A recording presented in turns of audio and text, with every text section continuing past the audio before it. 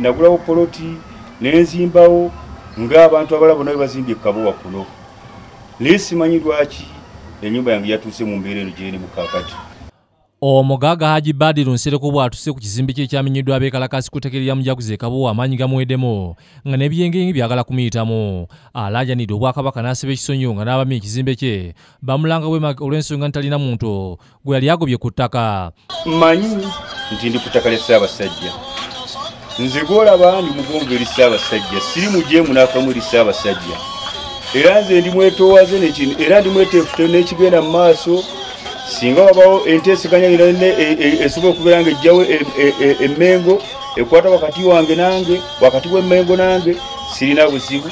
Nze ndi mugonvu eri Ssaabasajja, sisobola kujemera kiragiro kya Ssaabasajja ekinaaba kisaliddwawo kyenja okugenda nakyo. Kino kiddiye ku Lwokusatu lwa wiikindi abatuuze abali ku ttaka eryo okweri Omugujo ne bakoona ekisimbe kye ekyakalina ekiri ku ttaka lino nga balumiriza Nsereko okunyaga ettaka ly'Obwakabaka n'okubakubaganya wadde nga bino byonna Nsereko abisambaze.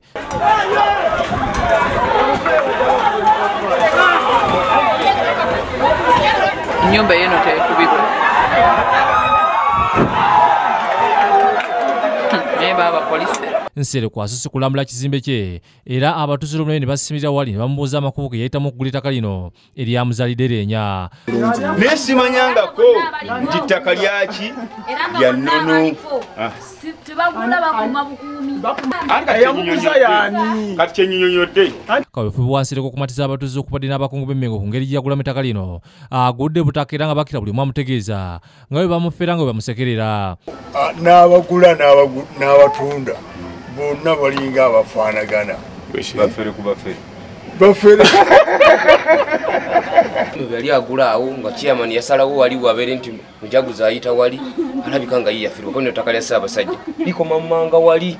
Kilo ya Vemmengo najja nakugamba ko nga yokalina ekyali wansi buleti kiri kitya kituufu.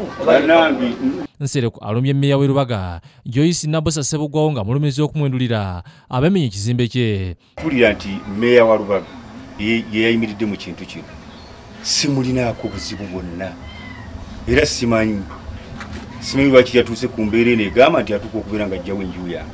Bukedde TV etuukiridde mmeeya Nabosa n'ategeeza nga ebigo bya Nsereko bwe bitaliimu nsa. Jjukira nti abo abaana abaali awo oba abantu abaali awo bonna ebo abaali bamenyeddwa ebintu byabwe baali bamenye obuyumba bwabwe badisitoyinze ebintu byabwe byonna baali banyiivu nnyo. Kakoza Ronald ne Mathias Ssebwatu bakusakidde eggulu eno ku lwa Bukedde TV.